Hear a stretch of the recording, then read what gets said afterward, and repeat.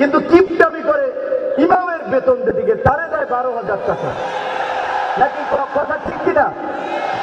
মুয়াজ্জিনের বেতন দেয় 7,000 টাকা। তো বর্তমানে এই 10-12,000 টাকায় কিংবা এই 8-10,000 টাকায় ইমাম মুয়াজ্জিনদের সম্মানজনক ভাবে পরিবার নিয়ে চলাফেরা যায় না, ভরণ পোষণ হয় না। আমরা মনে করি ইমাম মুয়াজ্জিনদের বেতন বাংলাদেশের মতো একটা মুসলিম কান্ট্রিতে রাষ্ট্রীয় কোষাগার থেকে দেওয়া উচিত।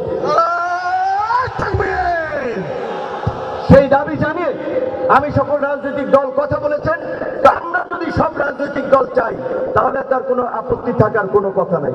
এইখানে বিভিন্ন রাজনৈতিক দলের নেতৃবৃন্দ তো অলরেডি কমিটমেন্ট করেছে যে আপনার জামাতের আমির, ইসলামী আন্দোলনের পীর সাহেব, আশা করি আমাদের তরুণ প্রজন্ম থেকে শুরু করে দীর্ঘদিনের আন্দোলন সংগ্রামের সারথী যারা তারেক রহমান তার বক্তব্যে বলবেন আপনাদেরকে তার সরকার তারা কি করতে পারে আপনাদের জন্য।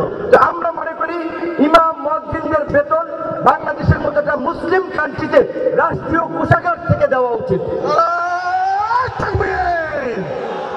সেই দাবি জানিয়ে আমি সকল রাজনৈতিক দল কথা বলেছেন।